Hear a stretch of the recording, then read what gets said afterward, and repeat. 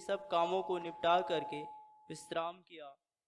और इस जगह फिर यह कहता है, वे मेरे विश्राम में प्रवेश न करने पाएंगे।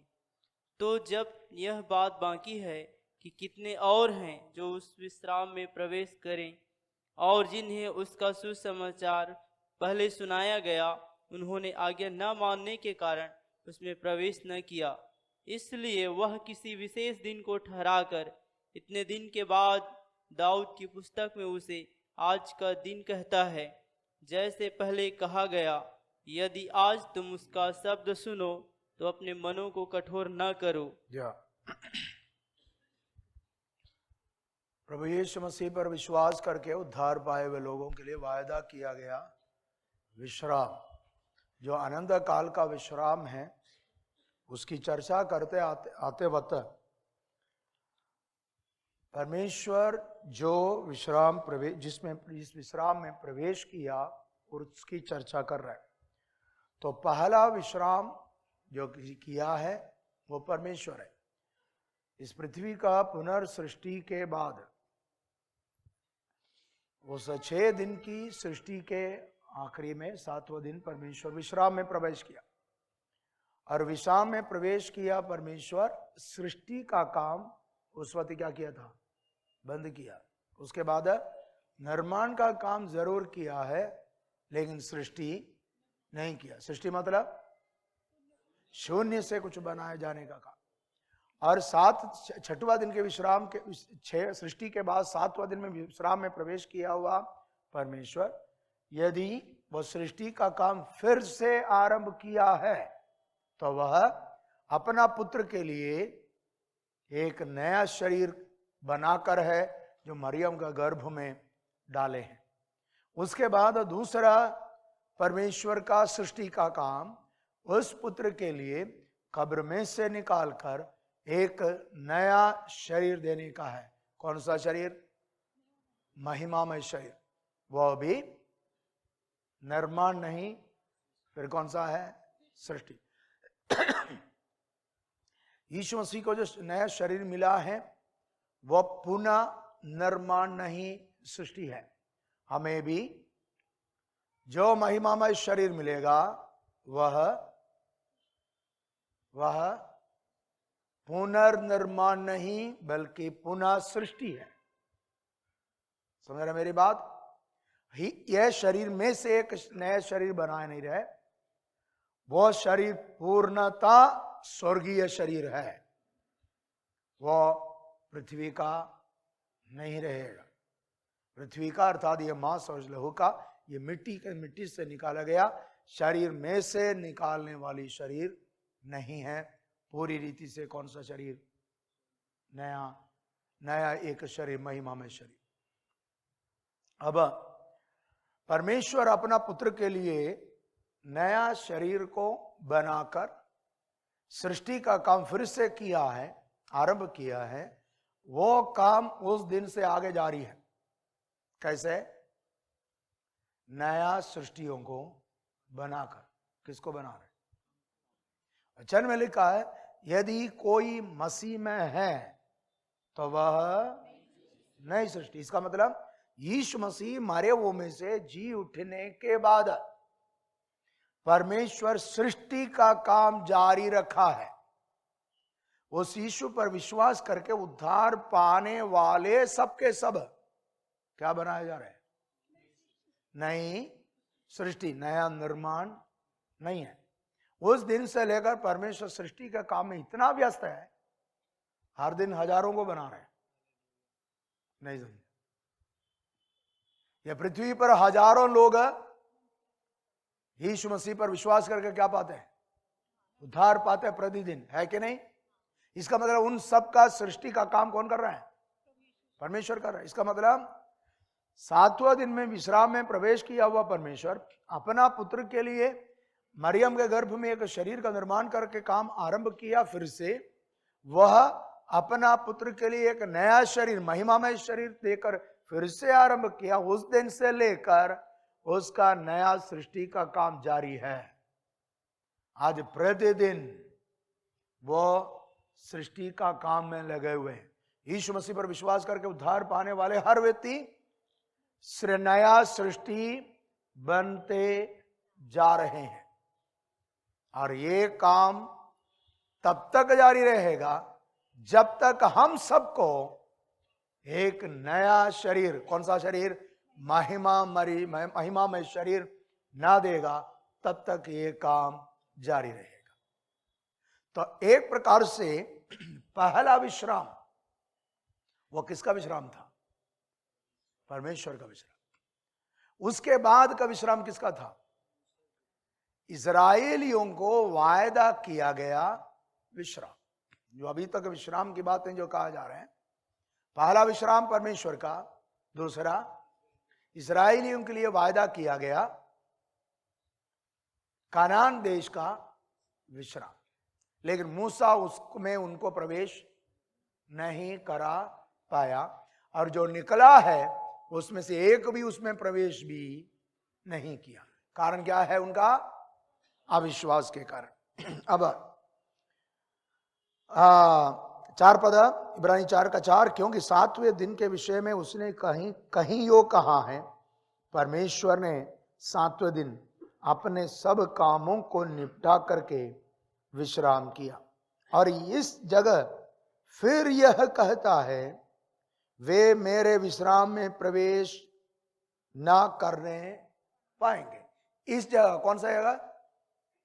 इस्राएलियों से बातें करते वक्त परमेश्वर कह रहा है, वे मेरे विश्राम में प्रवेश करने नहीं पाएंगे। इसका मतलब परमेश्वर 7वें दिन में जो विश्राम में प्रवेश किया वह पहला विश्राम। उसके बाद दूसरा विश्राम कौन सा है? कनान में प्रवेश करने के लिए इस्राएलियों को कहा गया विश्राम, लेकिन उसमें वे प्रवेश नहीं किया। कारण क्या है? उनका पाप और अविश्वास।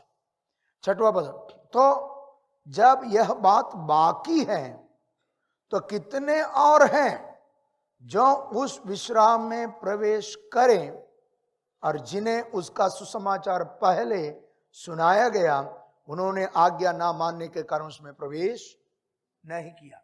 तो वहां क्या करे? 6वां पद में, तो जब यह बात बाकी है, कौन सा बात बाकी? हेलो, कौन सा बात बाकी है? विश्राम का दिन बाकी है। इसका मतलब विश्राम अभी तक क्या नहीं हुआ है? समाप्त। मेरी बात को समझ रहे क्या? परमेश्वर विश्राम में प्रवेश किया, उसके बाद इस्राएलियों को विश्राम की वायदा दिया, लेकिन इस्राएल लोग विश्राम में प्रवेश नहीं किया। इसका मतलब यह नहीं कि परमेश्वर विश्राम की वायदा समाप्त किया। इस्राएलियों को परमेश्वर ने विश्राम की वायदा किया तो भी वे उसमें प्रवेश नहीं किया कहकर परमेश्वर विश्राम का वायदा समाप्त नहीं किया। वो वायदा अभी भी जारी है, बाकी है। ये कौन सा है? वो जो बाकी है बोल रहे विश्राम, वो कौन सा विश्राम है? यीशु मसीह पर विश्वास करने वालों को मिलने वाली आनंद काल का विश्राम, वो बाकी है। तो बाकी है, कितने और हैं जो उस विश्राम में प्रवेश करें। इसका मतलब और भी लोग हैं। किस बात के लिए? उस आनंद काल के विश्राम में प्रवेश करने के लिए। यीशु मसीह अभी तक क्यों नहीं आए? हेलो, यीशु मसीह अभी तक क्यों नहीं आया? इसलिए नहीं आया कि हमारे समान और भी अनेक लोग इस विश्राम में प्रवेश करें। हेलो, आज से मान लो 15 साल पहले यीशु मसीह आता है, आज से 15 साल पहले, आप में से कई लोग हैं नहीं जाता हुआ, नहीं? मेरी बात को समझ रहे क्या? कई लोग 5 साल पहले प्रभु में आया, तो 5 साल पहले प्रभु यीशु मसीह आते तो आप उस विश्राम में प्रवेश। तो यीशु क्यों नहीं आया अभी तक? इसलिए नहीं आया, अनेक लोग और भी कहां प्रवेश करने का है, आनंद विश्राम। क्योंकि वो विश्राम के दिन बाकी है, तो और भी अनेक लोग हैं जो उसमें क्या करने का है, प्रवेश करने का है। हम प्रभु से प्रार्थना करते हैं, प्रभु शीघ्र आ जा, प्रार्थना नहीं करते है? करना चाहिए, लेकिन प्रभु जैसा आप बोलेगा वैसा आएगा नहीं, क्योंकि आपसे जैसा प्रेम किया वैसा परमेश्वर हमारे समान अनेक और लोगों से क्या करता है, वे चाहता वो भी कहां पहुंचे, अनंत जीवन में प्रवेश करें। इसलिए कहा वो दिन बाकी है और अनेक हैं जो उसमें क्या कर रहे हैं, प्रवेश करते हैं। और जिन्हें उसका सुसमाचार पहले सुनाया गया, उन्होंने आज्ञा ना मानने के कारण उसमें प्रवेश, कौन है ये, इनको पहले सुनाया गया, आज्ञा ना माना, जिसके कारण प्रवेश नहीं किया, कौन है वो, इस्राएली। याद रखिए, इस्राएलियों को परमेश्वर कनान देश में प्रवेश करने की वायदा दिया था, लेकिन उनका मूल उद्देश्य कनान देश का विश्राम नहीं था।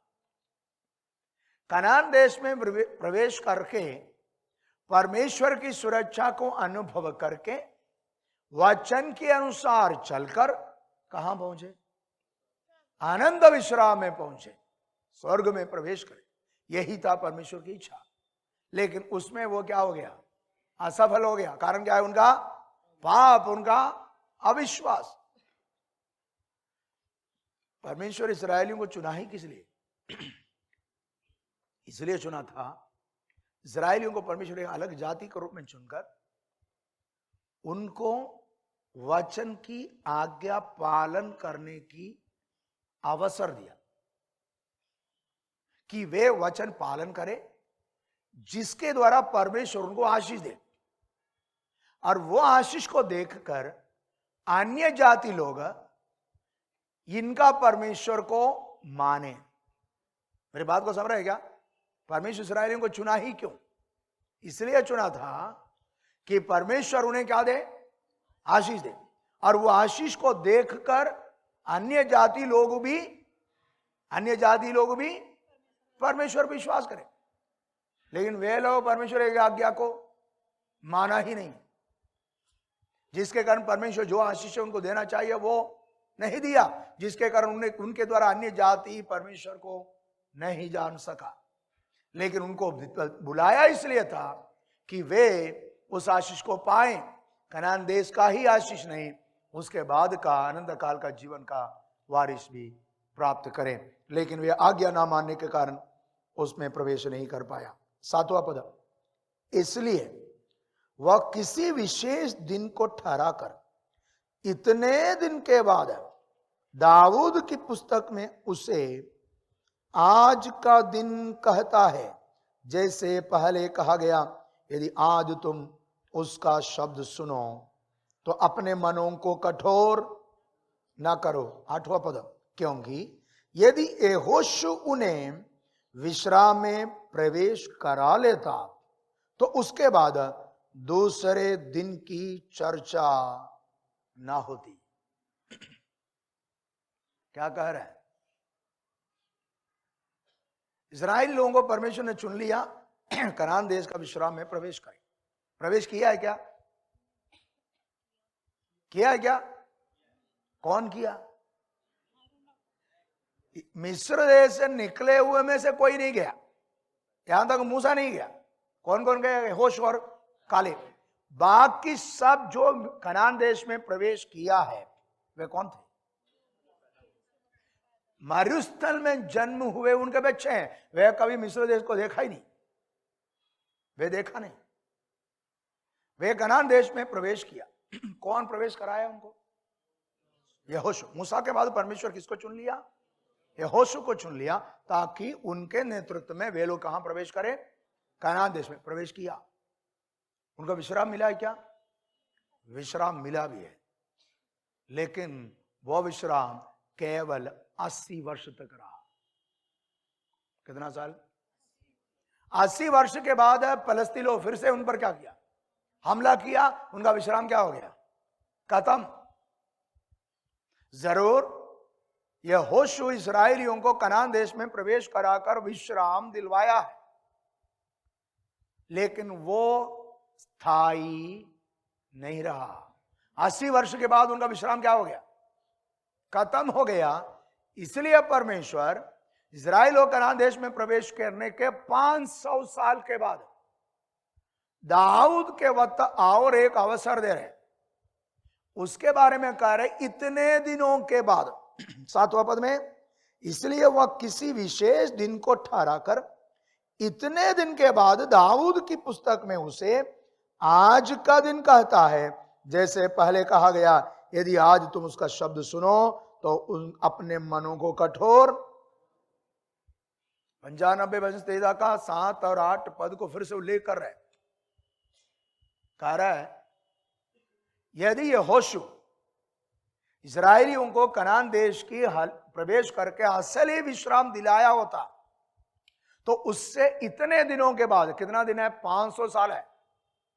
500 साल के बाद दाऊद के द्वारा परमेश्वर कह रहा है आज का दिन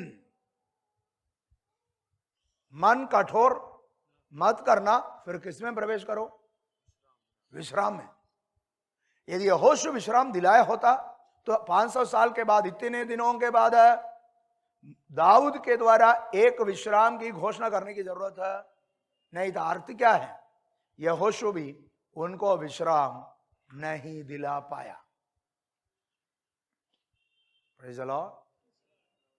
तो दाऊद के समय एक और विश्राम के बारे में बोला, आज का दिन विश्वास करो, अपना हृदय को कठोर ना करो, विश्राम में प्रवेश करो। तो दाऊद के समय ये लोग विश्राम में प्रवेश किया था, वो भी थोड़ा थोड़ा समय के लिए। उसके बाद राजाओं का समय देखिए, दाऊद है, सुलेमान, इन सबके राजाओं के समय कुछ वर्षों तक इस्राएली लोग विश्राम को पाया है, लेकिन उसके बाद फिर से क्या होने गया? युद्ध हुआ, उनका विश्राम क्या हो गया? टूट गया। इसका मतलब इनमें से कोई भी उनको सही विश्राम दे नहीं पाया। इसलिए वो कह रहे हैं 8वां पद में, क्योंकि यदि यहोशू ने विश्राम में प्रवेश करा लेता तो उसके बाद दूसरी दिन की चर्चा ना होती। अतः जान लो कि परमेश्वर के लोगों के लिए शब्द का विश्राम बाकी है। इसका मतलब इनमें से कोई भी मनुष्य को असली विश्राम नहीं दे सका, तो विश्राम का दिन क्या है? बाकी है, जिसके लिए वहां शब्द कहा गया। शब्द क्या है? शब्द कौन सा है? इस्राएलियों के लिए आराम करने का दिन है। कौन सा? आराम करने का। वो क्या था? परमेश्वर इस्राएलियों को मिस्र देश से छुड़ाया, मिस्र देश में उनको कभी विश्राम नहीं मिला, तो परमेश्वर ने बोला कनान देश में प्रवेश करने के बाद तुम सप्ताह में एक दिन क्या करना चाहिए? विश्राम करना चाहिए। विश्राम करना चाहिए, क्योंकि मिस्र देश में रहते वक्त एक दिन भी विश्राम नहीं प्राप्त कर सका है, तो अब तुम कनान देश में प्रवेश करके हर 7वें दिन क्या करना चाहिए? विश्राम करना चाहिए। उसके लिए कहा शब्द मानो। शब्द, तो शब्द का अर्थ क्या है? एक प्रकार से परमेश्वर के द्वारा इस्राएलियों को दी गई विश्राम का प्रतीक है। कौन सा? शब्द। एक प्रकार से परमेश्वर की ओर से उनको दी गई विश्राम का प्रकटीकरण है। कौन सा? शब्द। आगे जाकर शब्द की व्याख्या वे लोग अलग अलग रूप में करने लगा। परमेश्वर जो नहीं बोला वो भी बोलने लगा। कौन? यहूदी की फरीसी और शास्त्रियों ने व्यवस्था जो काम नहीं करना चाहिए, उन बातों को विश्राम करना चाहिए, उसकी व्याख्या गलत रूप में करता रहा। लेकिन वहां जो व्यवस्था जो विश्राम की बातें कह रहे हैं 9वां पद में, तो जान लो परमेश्वर के लोगों के लिए शब्द का दिन, शब्द का विश्राम बाकी है। किसके लिए? परमेश्वर के लोग। अब परमेश्वर के लोग कौन है? ये इस्राएली नहीं, यीशु पर विश्वास करके उद्धार पाए हुए हर व्यक्ति परमेश्वर का जन है, परमेश्वर के लोग हैं। हमारे लिए विश्राम का दिन बाकी है। और आगे, क्योंकि जिसने 10वां पद, क्योंकि जिसने उसके विश्राम में प्रवेश किया है उसने भी परमेश्वर के समान अपने कामों को पूरा करके विश्राम किया है। यह कौन है? क्या लिखा है? क्योंकि जिसने उसके विश्राम में प्रवेश किया है। परमेश्वर के विश्राम में कोई क्या हुआ? प्रवेश किया। कौन है वो? प्रभु यीशु मसीह। उसने विश्राम में प्रवेश किया है, उसने भी परमेश्वर के समान अपने कामों को पूरा करके विश्राम किया। पुत्र प्रभु यीशु मसीह भी विश्राम में प्रवेश किया, लेकिन उसने भी पिता के समान क्या किया था? कामों को पूरा करके विश्राम किया। परमेश्वर काम पूरा करके विश्राम किया ना? कितना दिन काम किया? 6 दिन। 6 दिन में काम पूरा करके 7वां दिन में विश्राम में प्रवेश किया। वैसा प्रभु यीशु मसीह भी काम पूरा करके विश्राम में प्रवेश किया। कहां है वो? महामहिमन के दाहिने बैठा है। याजक है वो। क्यों? याजकीय काम जो उसका क्या हो चुका था? पूरा हो चुका था। पूरा करके बैठा, अर्थात वो विश्राम में प्रवेश किया। तो एक प्रकार से परमेश्वर का विश्राम से लेकर देखें तो वचन में कितनी विश्राम है? एक परमेश्वर का विश्राम जो 7वां दिन में क्या किया था? विश्राम में प्रवेश किया। उसके बाद किसको विश्राम दिया था? इस्राएलियों को। इस्राएली यद्यपि मूसा के नेतृत्व में मिस्र देश से विश्राम पाने के लिए निकला जरूर है, लेकिन वे उसमें प्रवेश नहीं कर पाया। लेकिन उनका संतान यहोशू के नेतृत्व में कहां प्रवेश किया? कहां प्रवेश किया? कनान के विश्राम को प्राप्त किया। लेकिन उसकी विशेषता वह स्थायी नहीं रहा। इसलिए क्या किया? उससे 500 साल के बाद दाऊद के द्वारा परमेश्वर और एक बार विश्राम की वायदा दिया। बोला आज का दिन क्या करो? आज का दिन मन कठोर नहीं करना। इसका मतलब यहोशू के द्वारा जो विश्राम दिया था वो स्थायी ना रहने के कारण दाऊद के समय था 500 साल के बाद दाऊद के वक्त और एक बार उन्हें कनान उनको विश्राम देने की वायदा दिया, लेकिन वे लोग नहीं माना और वे विश्राम में प्रवेश नहीं कर सका। उसके बाद एक जन विश्राम में प्रवेश किया। कौन है? कौन है?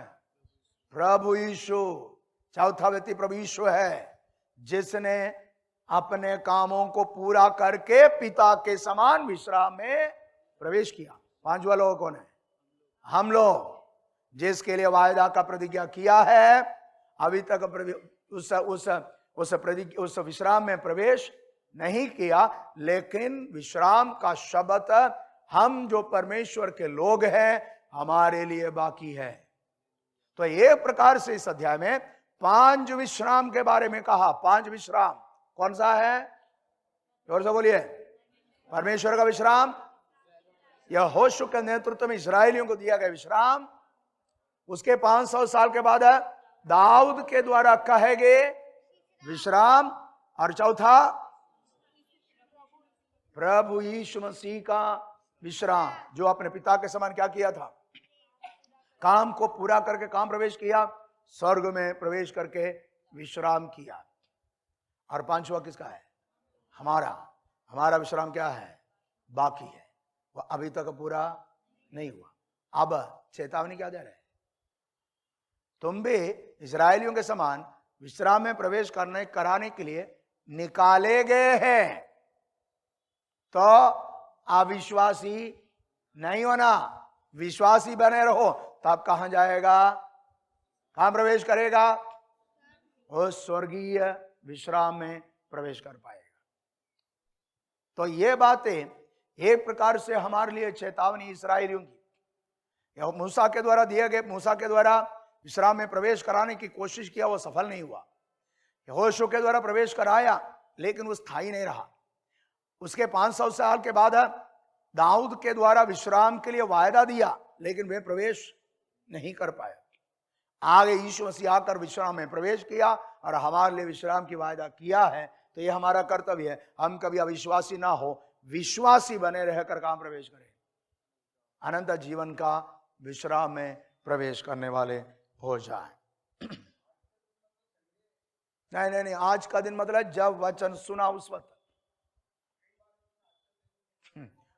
आज का दिन जो लिखा है, जब कभी परमेश्वर लोगों से बातें करता, वही दिन आज का दिन है। इसका मतलब मान लीजिए इस भीड़ में कोई है जो आज तक यीशु मसीह को उद्धार कर ग्रहण नहीं किया, मतलब स्वर्ग जाने का लायक नहीं हुआ, आपके लिए परमेश्वर आज का दिन ठहराया है। वचन सुने, मन फिराए, स्वर्ग राज्य का वारिस हो जाए। यह भी याद रखना, यह आज का दिन कब तक जारी रहेगा? जब तक यीशु बादलों पर नहीं आएगा। हर दिन कौन सा दिन है? आज का दिन। किसी न किसी के लिए आज का दिन। मेरी बात को समझ रहे? जब तक यीशु न आएगा तब तक का ये आज का दिन बाकी है, रह रहा है। कोई भी उस पर विश्वास करके क्या कर सकते हैं? उस अनंत जीवन में प्रवेश कर सकता है। या शबत, यहूदियों के लिए शबत का दिन परमेश्वर रखा था, वो कौन सा दिन था? शनिवार का दिन। शनिवार का दिन क्यों? क्योंकि दिन कब से शुरू होता था? सप्ताह का पहला दिन कौन सा है? पहला दिन Sunday, Monday, Tuesday, Wednesday, Thursday, Friday, Saturday. कौन सा दिन? सातवां दिन। वो सातवें दिन कौन सा है? संडे नहीं है, सैटरडे, शनिवार का दिन। क्योंकि दिन शुरू होता कौन सा दिन से? संडे से, रविवार से। रविवार से दिन क्या होता है? शुरू होता है। तो परमेश्वर सृष्टि का काम जो शुरू किया है वो कौन सा दिन में था? रविवार का दिन में शुरू किया था। नहीं समझा? रविवार के दिन शुरू किया था और शनिवार के दिन क्या किया? विश्राम में प्रवेश किया। नहीं समझा? संडे का दिन, रविवार के दिन काम क्या किया था? आरंभ किया। रविवार से लेकर शुक्रवार तक कितना दिन हो गया? 6 दिन। 6 दिन में परमेश्वर क्या किया? काम खत्म किया। और शनिवार के दिन किसमें प्रवेश किया? विश्राम। इसलिए परमेश्वर 7वां दिन अर्थात विश्राम का दिन ठहराया। अब पुराना नियम में हर जगह पर 7 दिन के बातें तो कह रहा है। आज भी कितना दिन है? 7 दिन है ना? नहीं है क्या? कौन सा? संडे। ये संडे सब क्या होता है? सन क्या होता है? सूर्य, उसका डे। यह वचन का डे नहीं है। नहीं समझा? वचन में संडे मंडे नहीं है। वचन में कौन सा है? पहला दिन, दूसरा दिन, तीसरा दिन, चौथा दिन, 5वां दिन, 6वां दिन, 7वां दिन। ये संडे मंडे सब कहां से आए? हाँ, ये सब देवी देवताओं के आधार पर आया है। सूर्य भगवान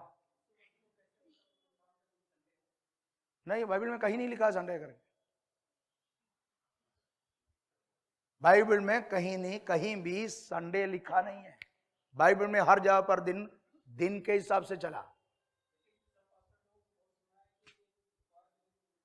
नहीं, वो तो हम तो बहना, मैं भी बोलूंगा। मेरे को भी बोलना पड़ेगा समझने के लिए, आप लोगों को समझाने के लिए। क्या बोलना पड़ेगा? रविवार बोलना ही पड़ेगा। रविवार को संडे चर्च में आ जाओ, नहीं है। लेकिन बाइबल के अनुसार, बाइबल का शब्द संडे मंडे नहीं है। रविवार, रवि कौन है? सूर्य। दूसरा सोम। तीसरा मंगल, मंगल ग्रह। बुध ग्रह। और गुरुवार, गुरु ग्रह। यह सब ग्रह के आधार पर बनाया गया। बाइबल में कौन सा है? पहला दिन दूसरा दिन, याद रखिए बाइबल में पहला दिन दूसरा दिन। उसके बाद यीशु मसीह मरे हुए में से जी उठा, है ना? जी उठा ना। उसके बाद मरे हुए में, मरने के बाद तीसरे दिन जी उठा है ना? उसके बाद बाइबल में यीशु मसीह अगले बार जब प्रकट हुआ, कौन सा? यीशु मसीह जिस दिन जी उठा उस दिन सबको प्रकट हुआ, आखिरी में चेलों को प्रकट हुआ। उस समय कौन नहीं था? थोमा नहीं था। तो थोमा बोला जब तक देखूंगा नहीं उसका तब तक है। तो यीशु आया, उस दिन के बारे में क्या लिखा है?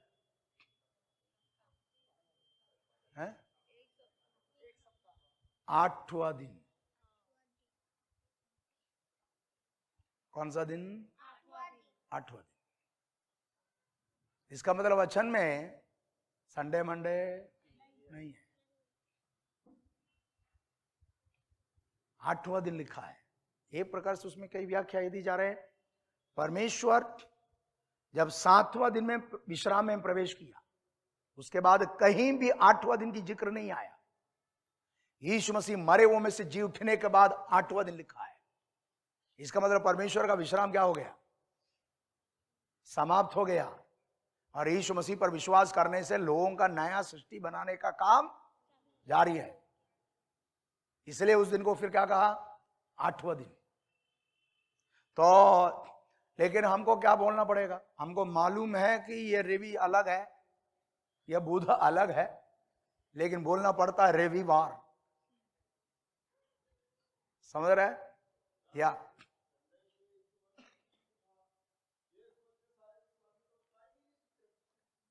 संडे को जी नहीं उठा है? नहीं, यीशु मसीह संडे को जी नहीं उठा करके कौन ने बोला? यीशु मसीह संडे ही जी उठा है। ये देखो, यीशु मसीह जी उठा कौन सा दिन में? संडे का दिन। लेकिन संडे करके बाइबल में नहीं लिखा। मैंने वही बोला, बाइबल में जैसा हम जो शब्द इस्तेमाल कर रहे हैं संडे मंडे, उसके बदले में बाइबल में कौन सा है? पहला दिन, दूसरा दिन, तीसरा दिन, चौथा दिन, ऐसा दिन। आखिर में 7वां दिन के बाद आखिरी कौन लिखा? 8वां दिन। समझ रहे मेरी बात?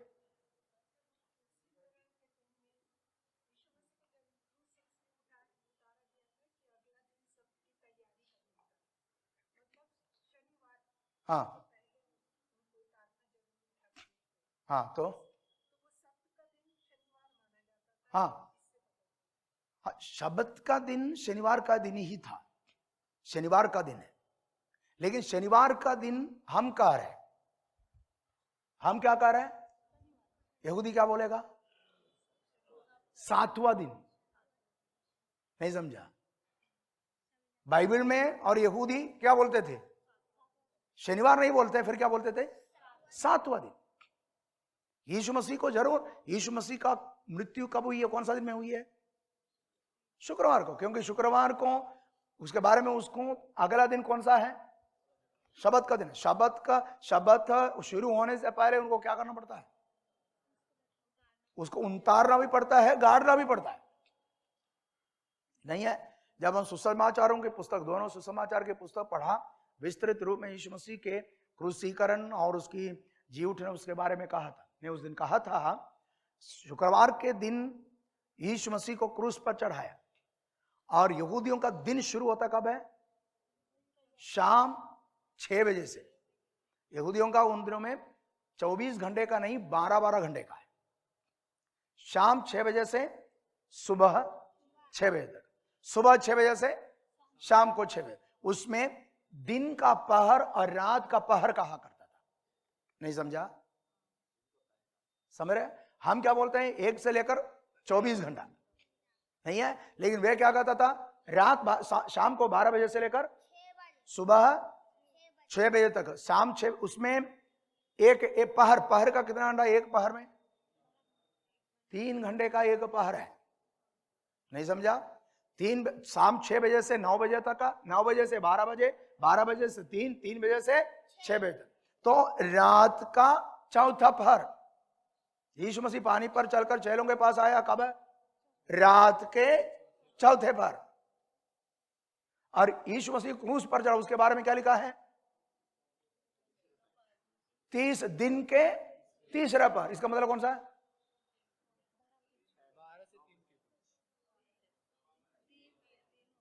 पहला पहर कौन सा? 9, दूसरा 12, 2 पहर। हम भी बोलते हैं ना 2 पहर। कितने बजे बोलते हैं? दोपहर 12 बजे का नहीं है क्या? तो तीसरा पहर कौन सा है? शाम का 3 पहर। चौथा पहर कौन सा है? शाम 6 बजे। तो यीशु को क्रूस पर लटकाए चढ़ा दिया। उसके बाद शाम 6 बजे क्या होने वाला है? क्या होने वाला है? शब्द शुरू होने वाला है। उससे पहले यीशु मरना भी चाहिए और उसको ले जाकर क्या करना भी क्या भी करना पड़ेगा? गाड़ना भी पड़ेगा। तो यीशु मरा कब है? तीसरा बार, मतलब शाम को 3 बजे। 12 बजे से लेकर 3 बजे तक यीशु क्रूस पर लटका था, नहीं है? पूरा अंधेरा हो गया, नहीं है? सुबह 12 बजे से 6 बजे तक क्रूस पर अंधेरा, उस वक्त अंधेरे का वक्त। उसमें 3 बजे यीशु ने अपने प्राण को क्या कर दिया? छोड़ दिया। तो बाकी कितना घंटा बचा है? 3 घंटा। इसके अंदर क्या करना पड़ेगा? गड्ढा खोदना पड़ेगा, उसके अंदर रखना पड़ेगा, समय लगेगा ना। तो क्या हुआ? अरिमतिया का यूसुफ का एक कब्र था, नहीं है? नहीं है? वो कब्र क्या कर लिया? खरीद लिया। अरिमतिया का यूसुफ और मंदरी था, और कौन है दूसरा? निकोदेमुस। ये दोनों मिलकर सारा प्रबंध कर लिया। मैंने उस पत्री पढ़ाते समय सुसमाचार जब पढ़ा, हमने सीखा था ये दोनों यीशु मसीह को मसीहा करके मान लिया था, जान लिया था। और वे परमेश्वर के वचन में देखा मसीहा है तो इसके साथ क्या क्या होने वाला है। और पता चला कि ये फसह का दिन क्या किया जाएगा? मारे जाएंगे। और मारे जाएगा तो कब मारे जाएंगे? ये भी वचन से उन्होंने सीखा,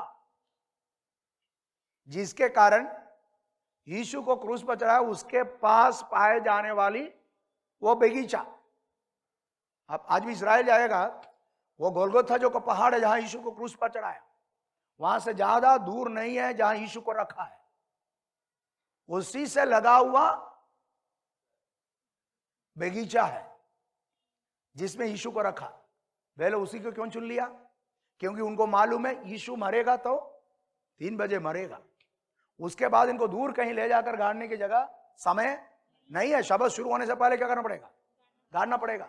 उसकी तैयारी में बैठा हुआ, सुगंध द्रव्य सब लेकर, कपड़ा लेकर, सुगंध द्रव्य लेकर बैठा था। जब 3 बजे मरा, अरिमती का यूसुफ जाकर परमिशन लिया। उसके बाद विद्वान कभी प्रमेय दोनों कंधे लेकर यीशु के शव को क्या कर दिया? उतारा है। उतार कर पहले से खरीद कर रखा है, तैयारी कर रखा है। वो गड्ढा भी है और सुगंध द्रव्य, कपड़ा, ये सब यीशु को क्या कर दिया? लेपटने के बाद कहां रख दिया? 6 बजने से पहले उसको कहां रख दिया? कब्र में रख दिया। वे दोनों यहूदी है, दोनों यीशु को उतारा। यीशु तब तक क्या हो चुका था?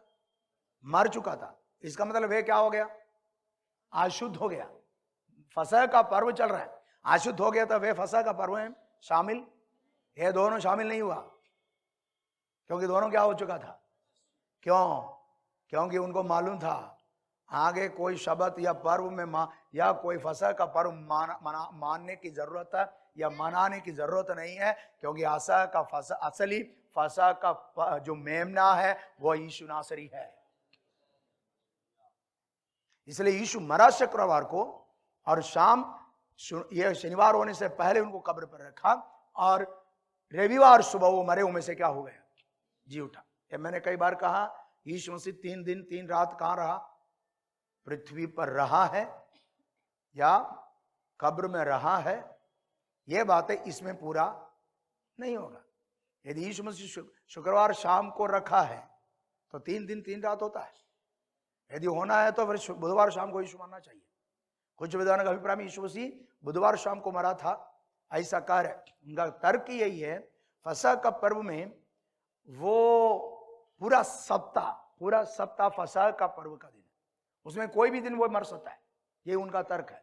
वो कुछ भी करना हो, साधारण रूप में हम ये विश्वास करते हैं, उसके लिए एक तर्क है जो 3 दिन 3 रात कैसे होगा, यद्यपि लॉजिकली वो बता रहे वो सही होना जरूरी नहीं है, क्योंकि यदि 3 दिन 3 रात होना ऐसा है तो जब पृथ्वी का एक कोने में दिन है, दूसरा कोने में क्या है, रात है। तो शनिवार रात यीशु कब्र में रहा, उस वक्त दूसरा जगह पर पृथ्वी के दूसरे कोने में क्या है, दिन। तो एक दिन एक रात हो गया, अगला शनिवार का दिन हो गया, है ना, तो दूसरे जगह पर रात, तो 2 दिन 2 रात, अगला जो रात तो दूसरे जगह पर दिन, इसका मतलब 3 दिन 3 रात, ऐसा तर्क है। बाइबल में कहां लिखा, बोलने से नहीं मालूम।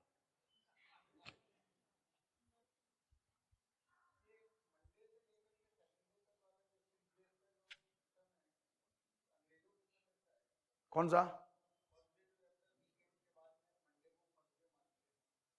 नहीं, आज भी मंडे नहीं है, फर्स्ट डे संडे है।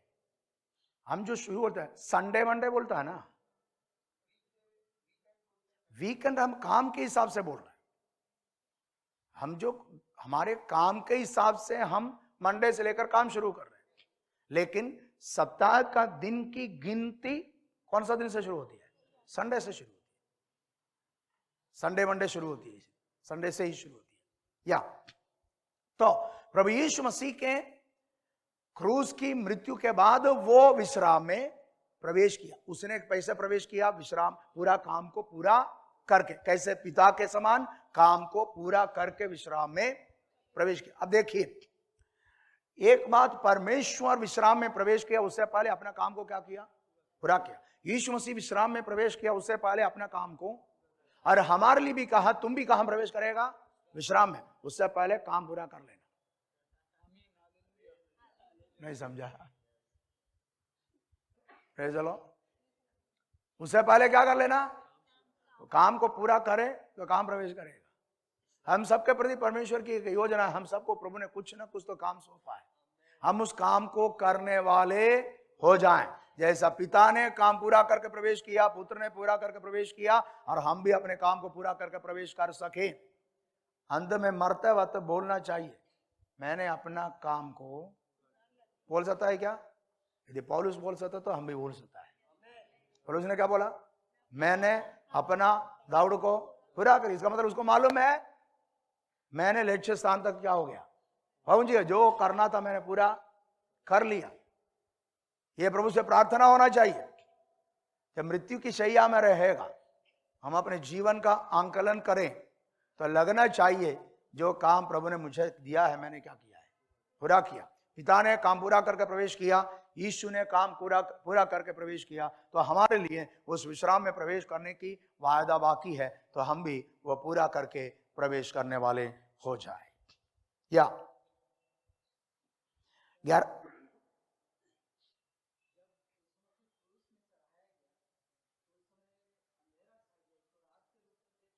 नहीं, रात नहीं था, रात नहीं थे वो।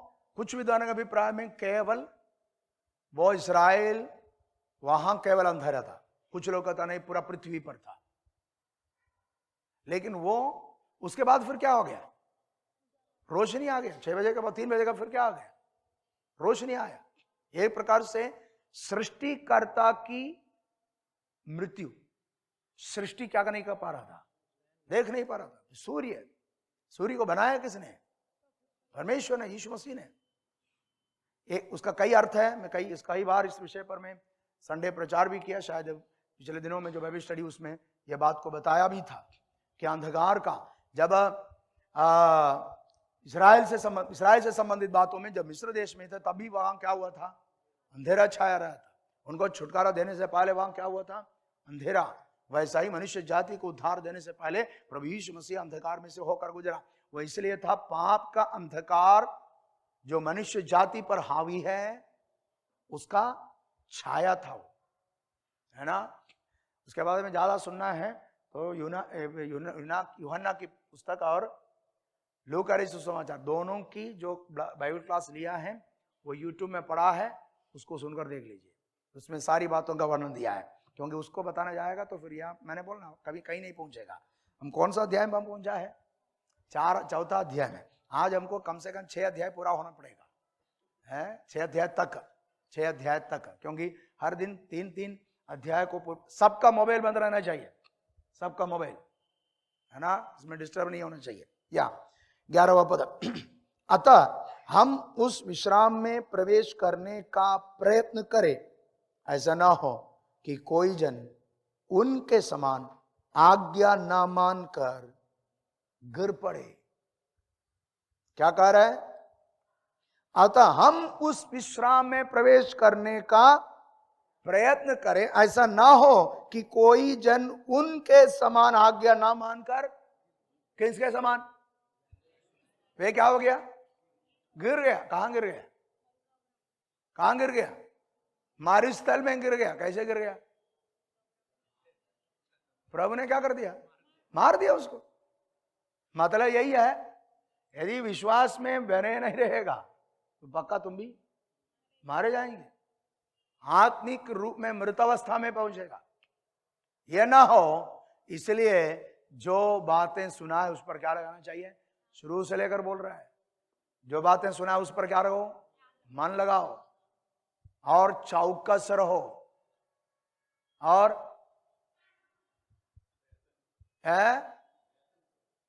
क्या बोले? डरो, है ना, परमेश्वर से डरो। यहां कह रहे हैं कि हम उसमें प्रवेश करने का प्रयत्न करो। हाँ, ये भी याद रखना, स्वर्ग में जाना आसान नहीं है, काम करना पड़ेगा, प्रयत्न करना पड़ेगा, है। हेलो, यीशु मसीह पर विश्वास किया, ठीक है, स्वर्ग में आपको ले जाने वाला कौन है? प्रभु यीशु ही है, लेकिन जाने का क्या करना पड़ेगा? प्रयत्न करना पड़ेगा। प्रयत्न मतलब वचन के अनुसार चलना पड़ेगा। आसान नहीं है, प्रयत्न करना पड़ेगा। वचन के अनुसार चलना आसान नहीं है, क्योंकि आपको वो काम करने नहीं देगा। कौन? शैतान। इसलिए हमारा कर्तव्य है कि हम प्रयत्न करें कि हम उनके समान गिर ना पड़े, नष्ट ना हो जाए, नाश ना हो जाए। 12वां पद, क्योंकि परमेश्वर का वचन जीवित और प्रबल और हर एक दोधारी तलवार से भी बहुत चोखा है, और प्राण और आत्मा को और गांठ गांठ और गुदे गुदे को अलग करके आर पार छेदता है, और मन की भावनाओं और विचार जांचता है। क्योंकि परमेश्वर का वचन जीवित, परमेश्वर अपना वचन हमको दिया है। एक प्रकार से परमेश्वर का वचन कौन है? प्रभु यीशु मसीह, नहीं है क्या? उतना ही नहीं, ये परमेश्वर का वचन जो लिखित रूप में दिया है, इसमें भी क्या है?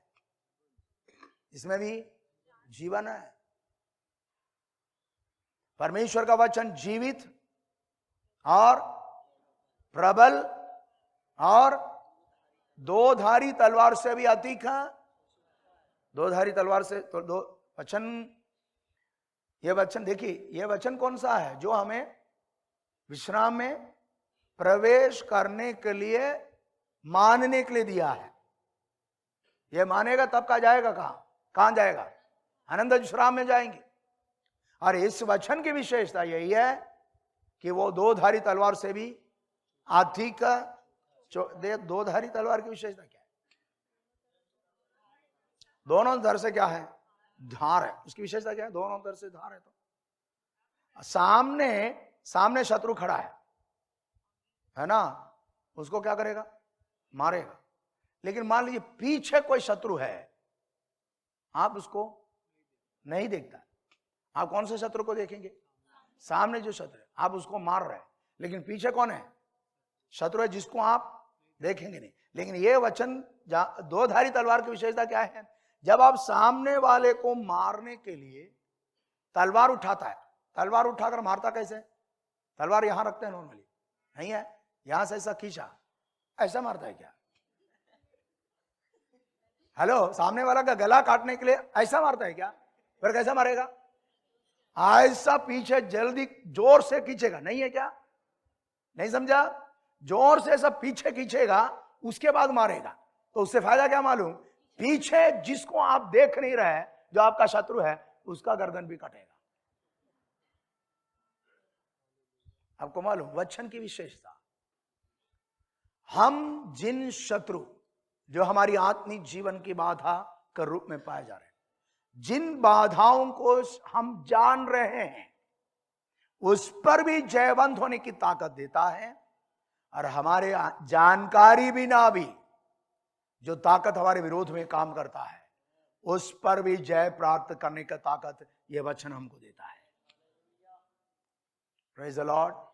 इसलिए इसको क्या कहता है? दोधारी तलवार। और वचन जीवित, प्रबल। यह जीवित क्यों? परमेश्वर का वचन जीवित क्यों? क्योंकि जिसने यह वचन दिया है वो जीवित है। जीवित परमेश्वर की ओर से दिए जाने के कारण यह वचन भी जीवित है। और प्रबल, प्रबल क्यों नहीं होगा? क्योंकि जिसने दिया है वह सर्व सामर्थी है। जीवित, प्रबल और हर एक दोधारी तलवार से अधिक चौका। इसका मतलब हर एक विरोध जो हमारे विरोध में उठती है, उस पर जयवंत होने की ताकत परमेश्वर का वचन हमें देता है। इसलिए हमें जरूरत तो सबसे ज्यादा कौन सा है? गीत नहीं है, वचन है। हेलो, हमको गीत बहुत याद है, वचन याद है? हेलो, गीत बहुत याद है, लेकिन वचन याद होना चाहिए। इसका मतलब ये नहीं है अगले सप्ताह से पास साहब बोला ना गीत नहीं गाएंगे करके। हाँ, ऐसा नहीं है। गीत से बढ़कर कौन सा होना चाहिए? वचन। आप परमेश्वर का वचन में देखें, जब भक्त लोग प्रार्थना करते तो वचन कोट करके प्रार्थना करते, नहीं है? जब वे सताए गए, वे जाकर प्रार्थना किया तो वचन बोल बोल कर क्या किया? प्रार्थना किया। तब जगह क्या होने लगा? हिलने लगा। तो हमें इन दिनों में परमेश्वर का वचन सबसे ज्यादा इस्तेमाल करना चाहिए, क्योंकि वचन में सामर्थ्य है, उसमें जीवन है। और यह वचन हमें इसलिए दिया है कि हम हमारे लिए वायदा किया गया विश्राम में प्रवेश करने वाले हो जाए। इसलिए वचन को हम महत्व देने वाले हो जाएं। या क्योंकि परमेश्वर का वचन जीवित और प्रबल और हर एक दोधारी तलवार से भी चोखा है, और प्राण और आत्मा को और गांठ गांठ और गूदे गूदे को अलग करके आर पार छेदता है। प्राण, आत्मा और गांठ गांठ और गूदे गूदे, इसका मतलब आत्मा, प्राण, शरीर, तीनों में यह वचन काम करता है। हेलो, हमारा शरीर, प्राण, आत्मा, तीनों में यह वचन क्या कर सकता है? काम कर सकता है। ऐसा एक तलवार और कहीं नहीं मिलेगा। नहीं समझा? दुनिया का तलवार कहां आर पार करेगा? शरीर को। लेकिन आत्मा और प्राण को आर पार करने वाला एक ही तलवार है। कौन सा? परमेश्वर का वचन। आर पार छेदता है। और आगे कहते हैं, और मन की भावनाओं और विचारों को जांचता है। मन की भावनाओं, और इसका मतलब आप जो सोच रहे हैं उस सबको क्या करता है? वचन। वचन जांचता है। एक प्रकार से हमारी विचारों को, भावनाओं को वचन के द्वारा हम जांचना है वो सही है या नहीं। नहीं समझा? हमारी मन में उठने वाली विचारें और भावनाओं को वचन के द्वारा क्या करना पड़ेगा? जांचना पड़ेगा। वो सही है या नहीं, वो होना है या नहीं, क्योंकि वचन में यह सामर्थ्य है क्या करने का, हमारी विचारों और भावनाओं को भी क्या करने का, जांचने का। या 13वां पद, सृष्टि के कोई वस्तु उससे छिपी नहीं है, वरन जिससे हमें काम है उसकी आंखों के सामने सब वस्तुएं खुली और प्रकट है। सृष्टि की कोई वस्तु उससे छिपी, इसका मतलब कोई भी सृष्टि उससे छिपी, किससे छिपी नहीं है, वचन से। तो वचन कौन है, प्रभु यीशु। उसके सामने कोई सृष्टि छिपा नहीं है, और कह रहा है वरन जिससे हमें काम है उसकी आंखों के सामने सब वस्तुएं खुली और प्रकट है। पुराने बाइबल में क्या लिखा है, खुली और बेपर्दा है, नग्न पड़ा है, पर्दा भी ना पड़ा है। इसका मतलब उसके सामने आप कुछ भी छिपा नहीं सकता। अर्थात परमेश्वर का वचन के द्वारा हमें अपने आप को जांचना चाहिए, और वचन रूपी प्रभु यीशु हमारी सब बातों को क्या करता है, जानता है, देखता है। इसलिए लिखा है जिससे हमें काम है, जिसके साथ हमारा काम चलता है, वह उसकी आंखों के सामने सब वस्तुएं खुली और प्रकट है। अर्थात उसको उससे हटकर या उसको छिपाकर हम कुछ भी नहीं कर सकते। Praise the Lord. जीवन में हम इस बात को हमेशा याद रखें, हमारा लक्ष्य कौन सा है, आनंद काल का विश्राम है। उसमें प्रवेश करने से रोकने वाली सारी बातों से हमें क्या करना पड़ेगा, दूर रहना पड़ेगा। उसमें हमारी सहायता कौन करेगा, परमेश्वर का वचन। यह हमें जांचता है, यह हमें परखता है, और वचन जो प्रभु यीशु मसीह है वह हमें देखता है, सब बातें उसके सामने खुला और बेपर्दा और प्रकट पड़ा है। इसका मतलब उसके सामने हम ऐसा जीवन बिताएं कि हम आनंद जीवन में प्रवेश करने वाले भी हो जाएं। आगे बढ़िए 14 पद से। इसलिए जब हमारा ऐसा बड़ा महायाजक है जो स्वर्गों से होकर गया है, अर्थात परमेश्वर का पुत्र यीशु, तो आओ हम अपने अंगीकार को दृढ़ता से थामे रहें, क्योंकि हमारा ऐसा महायाजक नहीं जो हमारी निर्बलताओं में हमारे साथ दुखी न हो सके, वरन वह सब बातों में हमारे समान परखा तो गया तो भी निष्पाप निकला। इसलिए आओ हम अनुग्रह के सिंहासन के निकट हियाव बांध कर चलें कि हम पर दया हो, और वह अनुग्रह पाएं जो आवश्यकता के समय हमारी सहायता करे। 4 अध्याय का 14 पद से लेकर यीशु मसीह सारे महायाजकों से सबसे महान है, यह बात को प्रमाणित करने जा रहे हैं। एक प्रकार से यीशु मसीह मूसा से और यहोशू से महान है। यह बातें ये 4 अध्याय का 13 पद तक कहकर समाप्त कर रहे हैं। आगे यीशु मसीह सारे महायाजकों से बड़ा महायाजक है, यह बात को प्रमाणित यीशु मसीह की याजकीय सेवा की विशेषताएं क्या है, यह बताने जा रहे हैं। यद्यपि 5 अध्याय से हमको लगता है, लेकिन वो एक प्रकार से 4 अध्याय का 14 पद से ये शुरू होती है। 5 से यीशु मसीह की याजकीय सेवा की विशेषताएं कर है। इसलिए जब हमारा ऐसा बड़ा महायाजक है जो स्वर्गों से होकर गया, 3 अध्याय का पहला पद में क्या बोला था, यीशु मसीह कौन है, हेलो, प्रेरित है और महायाजक। यहां कह रहे जब ऐसा बड़ा महायाजक है हमारा, कैसे बड़ा है लिखे इसलिए जब ऐसा बड़ा महायाजक, किस लिए? ये यीशु अपना काम पूरा करके काम प्रवेश किया।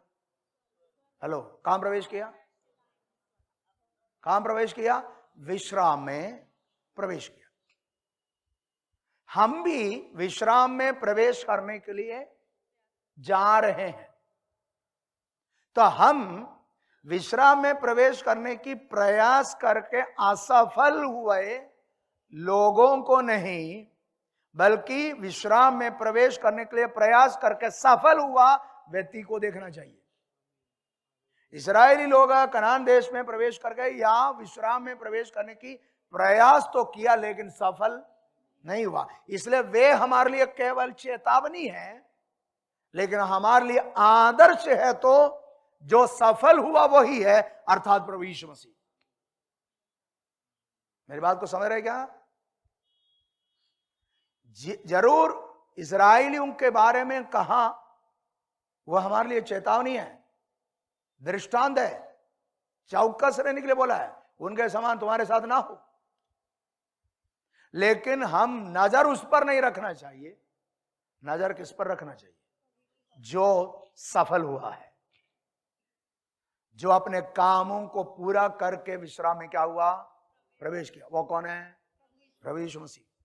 और उसके बारे में कह रहे हैं, इसलिए जब हमारा ऐसा बड़ा महायाजक, किसका? हमारा कौन है? हमारा कौन है? याजक भी नहीं, महायाजक भी नहीं, बड़ा महायाजक। याजक बहुत हुआ है, महायाजक भी बहुत हुआ। यद्यपि याजकों की अपेक्षा महायाजक कम थे, नहीं है?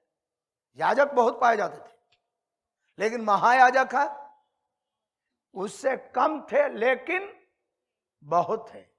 लेकिन बड़ा महायाजक केवल एक ही था, वो हमारा प्रभु यीशु है। Praise the Lord. इसलिए कह रहे, जब हमारा ऐसा बड़ा महायाजक है, तो उसके बारे में कह रहे हैं, जो स्वर्गों से होकर गया, अर्थात परमेश्वर का पुत्र यीशु। तो आओ हम अपने अंगीकार को दृढ़ता से थामे रहे। यहां क्या कह रहे हैं? हमारा ऐसा बड़ा महायाजक कौन है? वो यीशु। उसकी विशेषता क्या है? वह स्वर्गों से होकर गया बोलता है। कहां से?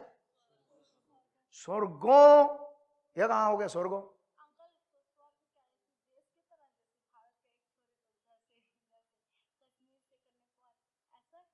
स्वर्ग पृथ्वी जैसे ग्रह है। स्वर्ग क्या है?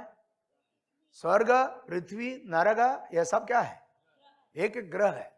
पृथ्वी जैसे ग्रह है कौन सा भी? स्वर्ग भी। और यहां कह रहे स्वर्गों से होकर गया, तो कितना स्वर्ग है? कम से कम 3 स्वर्ग है। तो वो स्वर्ग कौन सा है? पहला जो 3 स्वर्ग के बारे में जो कह रहे हैं, पहला जो है आकाश मंडल, जो पृथ्वी के ऊपर पाए जाने वाले जो भाग है। दूसरा है नक्षत्र मंडल, जहां ताराएं पाए जाते हैं। तीसरा है परमेश्वर का निवास स्थान स्वर्ग। मूल रूप में 3 स्वर्ग के बारे में की व्याख्या यही है। एक जो आकाश, पृथ्वी के ऊपर पाए जाने वाली ये आकाश मंडल, उसको क्या कहते हैं? पहला स्वर्ग। उसके ऊपर ताराओं का जो क्षेत्र है उसको क्या कहते हैं? नक्षत्र मंडल, जो दूसरा स्वर्ग है। तीसरा स्वर्ग कौन सा है? परमेश्वर जहां रहता है वो उस स्वर्ग। प्रभु यीशु मसीह इन सारे स्वर्गों से होकर कहां पहुंच गया? कहां पहुंच गया? पिता के दाहिने पहुंच गया। ऐसा क्यों बोला? स्वर्गों से होकर गया है। देखिए, यीशु मसीह को किसके रूप में बताया वहां? बड़ा महायाजक। अब महायाजक साल में एक बार अति पवित्र स्थान में जाता है। हो जाएगा कैसे? घर से आएगा, पहले आंगन में आएगा। हेलो, घर से कहां आएगा? आंगन से। आंगन से कहां जाएगा? पवित्र स्थान। आंगन में सारे इस्राएली लोग आ सकते हैं। आंगन के बाहर भी एक अन्य जाति का एक क्षेत्र है, बीच में एक दीवार है जिसके पीछे ही अन्य जाति रह सकते हैं। आगे आंगन, आंगन के आगे कौन सा है? पवित्र स्थान। उसमें कौन जाएगा? याजक लोग जाएगा। उसके बाद है कौन सा? अति पवित्र स्थान। इन सबके बीच में क्या पाए जाते हैं? पर्दा पाया जाता है। पर्दा, पर्दे से इस सबको क्या किया गया? अलग किया गया। अब एक महायाजक इस्राएलियों के लिए महायाजकीय सेवा करने के लिए इन आंगन, पवित्र स्थान, इन सारे जगह से होकर कहां पहुंचता है? अति पवित्र स्थान में। वैसा ही यीशु भी हमारे लिए महायाजक होकर जब गया है तो स्वर्गों से होकर गया है। स्वर्गों से होकर कहां पहुंच गया? पिता के दहिने। परमेश्वर का मंदिर या मिलाप वाला तंबू में अति पवित्र स्थान में क्या पाया जाता था? संदूक, और संदूक के ऊपर परमेश्वर की शकीना, परमेश्वर नहीं, परमेश्वर की शकीना, परमेश्वर की महिमा या परमेश्वर की महिमा का एक भाग वहां प्रकट हुआ करता था। वहां कौन जाते थे? महायाजक जाते थे। साल में कितना बार? डरते हुए जा रहे, धरतराते हुए जा रहे, कोई गारंटी नहीं है वापस आएगा। हेलो, महायाजक का वस्त्र के नीचे क्या लगा हुआ है? घंटी लगा हुआ है, नहीं है? अनार, उसके बाद घंटी है कि नहीं? वो किस लिए? सोने का है। किस लिए? ये चलते वक्त क्या आ जाए? क्यों आवाज आना है? हाँ हाँ, अंदर जिंदा है या मरा है पता चलने के लिए। ये मान लीजिए लेकर जा रहे हैं, इसके अंदर कोई पाप था, जानबूझकर किया गया पाप, इस अपने लिए पाप की प्रायश्चित करने के बाद ही जाता है। लेकिन अनजाने में किया तो उसका पाप क्षमा होता है, लेकिन जानबूझकर किया तो नहीं होता। तो ये लेकर जा रहे हैं, हाथ में धूप दान है और एक हाथ में क्या है? ये सब लेकर जा रहे हैं। जाते वक्त भी डर लगता है। तो मान लीजिए इसके अंदर पाप है तो वहां क्या हो जाएगा? खत्म। तो उसको निकालेगा कैसे? उसको निकालने के लिए कोई जाएगा, वो भी क्या हो जाएगा? तो इसका मतलब वो पूरा लाश का ढेर बन जाएगा। कहां? इसलिए बाइबल, हमारे बाइबल में उस बात का जिक्र नहीं है, लेकिन यहूदियों का तलमूद और अन्य किताबों में इस बात को लिखा है, जो याजक का जो कमरबंद है, वो कमरबंद से एक रस्सी बांधे जाते हैं। वो कहां तक रहता है? पवित्र स्थान या तो आंगन तक रहता है। और ये याजक अंदर जाकर क्या करता रहेगा? सेवा करता रहेगा चलते हुए। तो ये क्या होता रहेगा? बसता रहेगा। देखना, ये बाहर इस्राएल लोग पूरा एकदम ध्यान से खड़ा है, क्योंकि इनकी पाप की प्रायश्चित के लिए गया है। यदि वहां वो लुढ़क गया तो इनका भी गया। नहीं समझा? इसलिए ध्यान से देख रहे हैं। देखता तो कुछ दिखता नहीं है, क्या है? पर्दा है। तो फिर सुनता है कौन सा? घंटी का आवाज। घंटी का आवाज सुनते ही तसल्ली आता है। क्या है? हमारा महायाजक मरा नहीं है, जिंदा है। अब वो सेवा करके वापस आएगा, दोनों हाथ उठाकर इस्राएलियों को क्या देता है? इसका इंतजार में वे खड़े हैं। तो महायाजक इन सारी पर्दे को पार करके आदि पवित्र स्थान में जाकर सेवा करके वापस आते हैं। उसके इंतजार में वे हैं। तो यीशु मसीह के बारे में कहा था वो स्वर्गों से होकर गया, तो वह केवल परमेश्वर की शकीना जहां है वहां नहीं गया, बल्कि असली में परमेश्वर जहां रहता है वहां पहुंच गया है। इसलिए का वो महामहिमन के दाहिने जा बैठा। वहां यीशु मसीह जो हमारा महायाजक है, वो स्वर्ग में परमेश्वर की शकीने के बाजू में नहीं बैठा, बल्कि स्वयं परमेश्वर के बाजू में, असली परमेश्वर जो पिता परमेश्वर के बाजू में बैठा है। एक प्रकार से पुराने करार के लोग जो याजकीय सेवा के अधीन रहकर परमेश्वर से आशीष पाया है, उनसे धन्य है हम, क्योंकि वे जब शकीना, परमेश्वर की शकीना जिस स्थान पर रहते हैं उस अति पवित्र स्थान में जाया करते थे, लेकिन हमारा महायाजक जहां परमेश्वर निवास करते हैं वहां प्रवेश करके हमारे लिए याजकीय सेवा कर रहा है। Praise the Lord. प्रभु का धन्यवाद करें उसकी उस याजकीय सेवा के लिए जो हमारे लिए वो करते आ रहे हैं। इसलिए लिखा है, इसलिए जब हमारा ऐसा बड़ा महायाजक है जो स्वर्गों से होकर गया, अर्थात परमेश्वर का पुत्र यीशु, तो आओ हम अपने अंगीकार को दृढ़ता से थामे रहें। कह रहे आओ हम अपने अंगीकार को दृढ़ता से, इसका मतलब हमें अंगीकार मिला है। किसने आपको अंगीकार किया? हेलो, स्वर्ग आपको अंगीकार किया है। यीशु पर विश्वास करने के कारण आपको स्वर्गीय बुलाहट मिला, नहीं है? तीसरा अध्याय में क्या लिखा है? स्वर्गीय बुलाहट के भागी। इसका मतलब बुलाहट कहां से आया? स्वर्ग से। इसका मतलब हमें अंगीकार किया कौन? स्वर्ग। उसका प्रमाण है, वहां से क्या आया? बुलावा आया।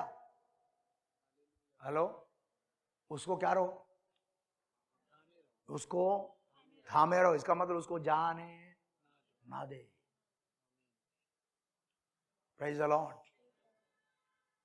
जब प्रभु यीशु पर विश्वास करके आप उद्धार पाया है, तो हम सबके सब वो वायदा जो अनंत जीवन का है, विश्राम का है, उसका भागीदार हुआ है। और उसका प्रमाण है हमें स्वर्गीय बुलाहट मिला है। वो भी इसका प्रमाण है, स्वर्ग हमको अंगीकार किया है। जब स्वर्ग आपको और मुझको अंगीकार किया है, तो हमारा कर्तव्य है हम उस अंगीकार को क्या रखें? थामे रहें, पकड़ कर रखें।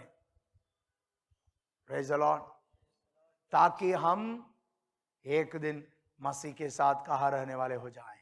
स्वर्ग में रहने वाले हो जाएं। प्रभु यीशु पर विश्वास करने से मिलने वाली सबसे बड़ी अनुग्रह यही है कि हम अनंत जीवन की उस विश्राम में एक दिन प्रवेश करने वाले हैं।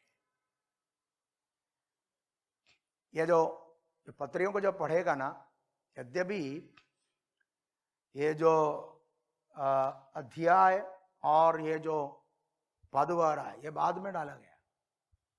लिखने वाला अध्याय पद करके नहीं लिखा था। ये सब क्या था? ये सब क्या था? कंटिन्यू लिखा था। यह हमें समझने लायक का रूप में लिखा, जिसके कारण कई बार वो भी गलत हुआ है। नहीं समझा? कौन सा? जो भाग किया है, एक आना चाहिए था 4 का, कहां से? 14 से जो विषय 4 का 14 से लेकर यीशु मसीह की याजकीय सेवा के बारे में कहा है। समझ रहे मेरी बात?